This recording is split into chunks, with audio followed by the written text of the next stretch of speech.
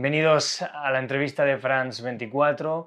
Hoy está con nosotros Aida Quilpué. Ella es una lideresa indígena de larga data en Colombia. Fue además consejera mayor del Consejo Regional Indígena del Cauca, el CRIG, fue elegida en 2007 y ahora es candidata a la vicepresidencia por el Pacto Histórico de la mano de Iván Cepeda. Aida Quilpué, gracias por estar con nosotros. Gracias a France 24 por darme esta oportunidad de expresar al país y al mundo lo que es esta propuesta del proyecto político del cambio.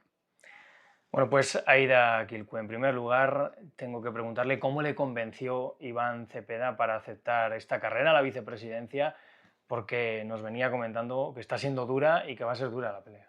Bueno, primero yo no tenía en mente ser candidata a vicepresidencial porque soy senadora de la República y en este periodo termino esa gran tarea que me han asignado nuestros pueblos y nuestras comunidades. Y bueno, Iván me llama el día 9 de marzo, día siguiente de las elecciones, y me propone que sea fórmula vicepresidencial. Le dije que había que hacer algunas consultas, me dio una hora, consulté y luego acepté que era importante pues estar como primero la representación de una mujer indígena, no solamente representando lo indígena, sino los pueblos en el país que han sido históricamente excluidos, olvidados, pero también discriminados y discriminadas.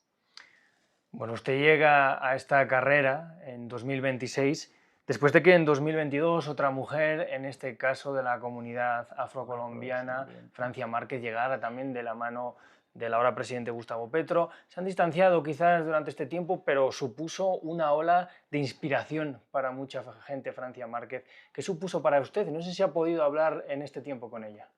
Bueno, yo creo que la candidatura de Francia Márquez fue un primer paso a la participación de los pueblos más excluidos. Y claro, llego yo, no hemos podido conversar porque ella está en su tarea de gobierno y nosotros estamos en campaña, entonces nos hemos dedicado a la campaña, pero lo que yo sí reconozco es esa presencia de la mujer negra, de la mujer afro, que le dio ese paso histórico al país y del cual hoy llego yo, me parece fundamental para seguir construyendo ese proyecto político desde abajo. Claro. Bueno, ha habido críticas al pacto histórico. Iván Cepeda ha elegido una mujer que simplemente representa a la izquierda. Como bien indica, usted viene de una larga lucha acá en Colombia. ¿Qué cree? ¿Qué le diría a esa gente que cree que esta ha sido una mala decisión de Iván Cepeda? Bueno, yo creo que no ha sido una mala decisión en el sentido en que empecé una campaña en el marco de la Minga por Colombia, empezamos por Tumaco y nos muestra la acogida de la gente.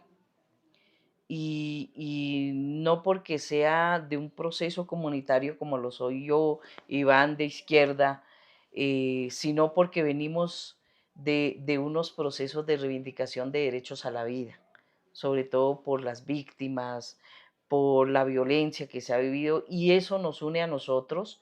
Sé que hay otras expresiones en el país, pero tenemos un mensaje muy claro para el país con Iván, y es que Gustavo Petro propuso a Colombia un diálogo nacional para llegar a ese gran acuerdo.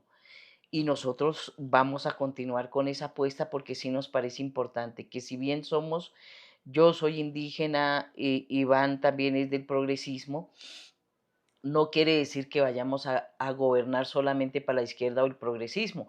Vamos a gobernar para el país y en este país caben todos y por eso en Cali nos reunimos con el sector empresarial, que me parece fundamental, y las distintas expresiones diversas que tiene el país, porque eso es lo que han hecho los otros. Nos han excluido, nosotros no vamos a ser excluyentes, al contrario, vamos a incluir este proceso en el programa de gobierno y vamos a avanzar en el medio de la diferencia y en los diálogos. Si ya no se da, pues ya es una decisión de cada población, pero nosotros sí consideramos que este gobierno le apuesta a esos cambios. Nos habla de diálogo. Quizás una de las preocupaciones más importantes ahora mismo de los colombianos es el proceso de paz, la violencia, que durante el gobierno de Gustavo Petro ha encallado, no se han conseguido los resultados que se esperaban, ha aumentado el número de combatientes en grupos armados y tanto usted como Iván Cepeda no vienen solo de la militancia por la paz, son víctimas. A Iván Cepeda le asesinaron a su padre, a usted le asesinaron también a su esposo. ¿Qué pueden aportar para ahondar en un proceso que quizás en este gobierno se ha quedado estancado o no ha dado los resultados que se esperaban?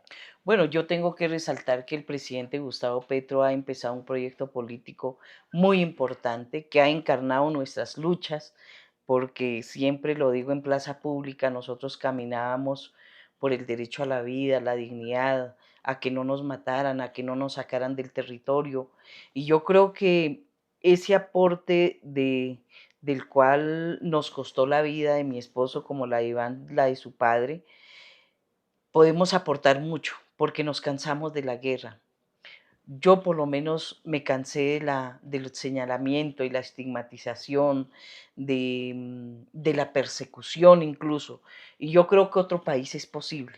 Y en eso yo tengo una esperanza enorme con Iván, porque nosotros sí queremos por eso facilitar esos diálogos, no solamente entre los armados que hacen la guerra, sino también entre la población civil y más allá de esa población civil, de aquellos sectores que generan el odio con su lenguaje, con su señalamiento. Y hemos dicho, conversemos. Pero bueno, cada ser humano decide su forma de ser. Sin embargo, los gobiernos yo creo que deben seguir facilitando a que Colombia no se polarice. Y los colombianos están cansados de eso. Y yo creo que llegó el momento de avanzar en un proceso distinto.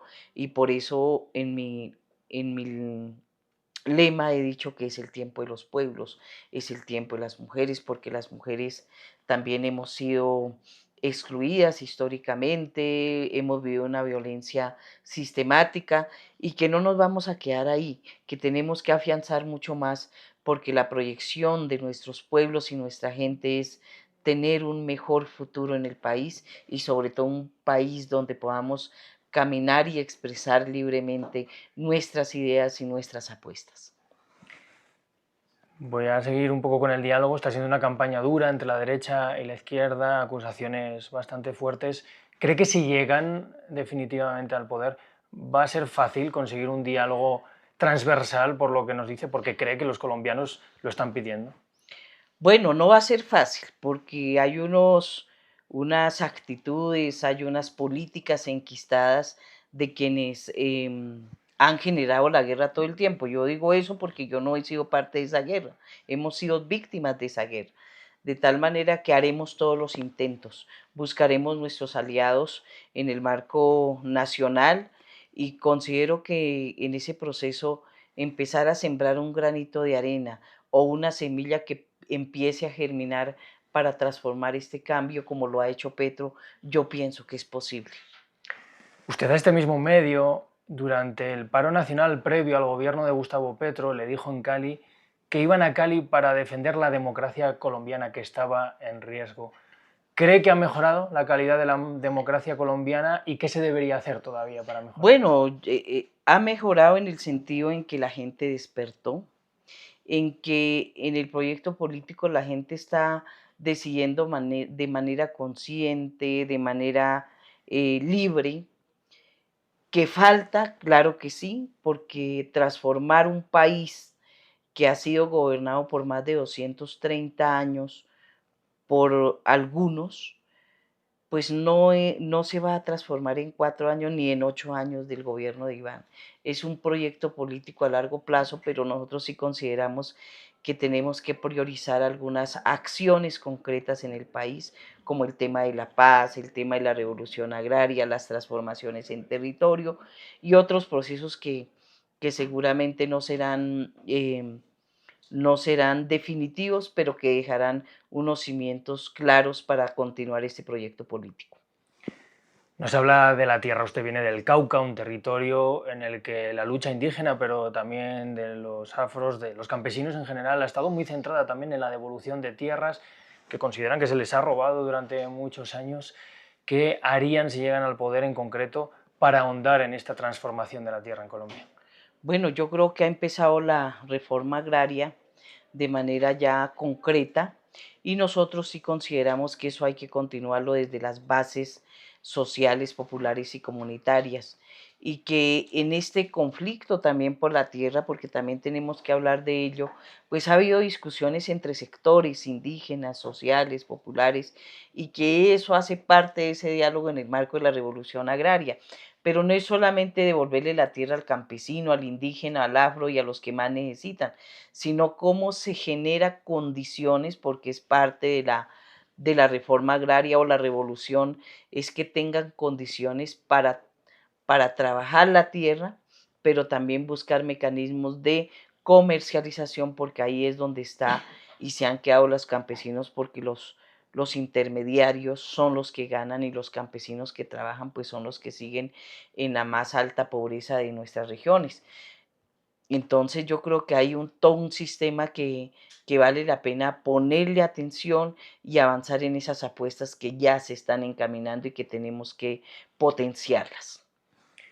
Bueno, ustedes tienen un lema claro de intentar ganar en primera vuelta. Las encuestas todavía no les ponen ahí, pero ¿cómo creen que podrían hacer para llegar a ese votante colombiano que todavía no confía en ustedes? ¿Qué les diría? Bueno, yo creo que hay una abstención, hay una juventud que aún no, no, no toma la decisión en ir a las urnas. Pues nosotros hemos estado conversando mucho, primero porque hay una prevención sobre las campañas anteriores que se han hecho, no hablo la de Petro, sino otras, en donde se promete mucho y no se cumple. Entonces nosotros hemos dicho, no se trata de prometer o cumplir, sino cómo construimos desde las bases sociales populares, también barriales. Cuando hablo de populares, lo de las ciudades, porque ya hay unas propuestas transformadoras y que ya las ha venido apoyando este gobierno, y nosotros sí consideramos que tenemos que seguir en esa línea de fortalecerlas mucho más, porque esa juventud que está ahí, que antes no se reconocía las condiciones y por eso en muchas ocasiones salieron a movilizarse, incluso por el derecho a la comida, porque los jóvenes no tenían condiciones de comer, de desayunar, almorzar y la comida en la tarde. Y nosotros decimos que es importante transformar las iniciativas económicas, lo que le gusta a la juventud. Hay jóvenes que están también en el fortalecimiento cultural desde lo artístico. Hay muchas maneras y yo creo que son esas maneras a las que hay que llegarle a la gente, y frente a la gente también ya adulta. También este gobierno, a través del Congreso, aprobamos la reforma pensional, que hoy tienen una renta básica que nunca lo tenían. Entonces yo creo que se han llegado con soluciones claras y que son esas soluciones que tiene que seguir avanzando y potenciando en este gobierno con Iván Cepeda. Pues Aida Quilcue, gracias por estar con nosotros. Bueno, a ustedes muchas gracias por llevar el mensaje a Colombia, al mundo, y que, por supuesto, la comunidad internacional sigue siendo una gran aliada en la construcción de paz en Colombia. Un placer de nuevo tenerla aquí, un placer estar con ustedes también en France 24 en la entrevista. Para comprender mejor el mundo, es indispensable sumergirse en él. De Buenos Aires a Beirut, pasando por Kinshasa, Kiev o Washington, los corresponsales de France 24 están en todas partes. 200 corresponsales que viven cerca de usted. Su misión, informarle en todo el mundo y a cualquier hora del día. Información objetiva, seria, fiable e independiente. Hechos verificados. Noticias falsas desenmascaradas. France 24. Estamos aquí, estamos allí y allá para informarle.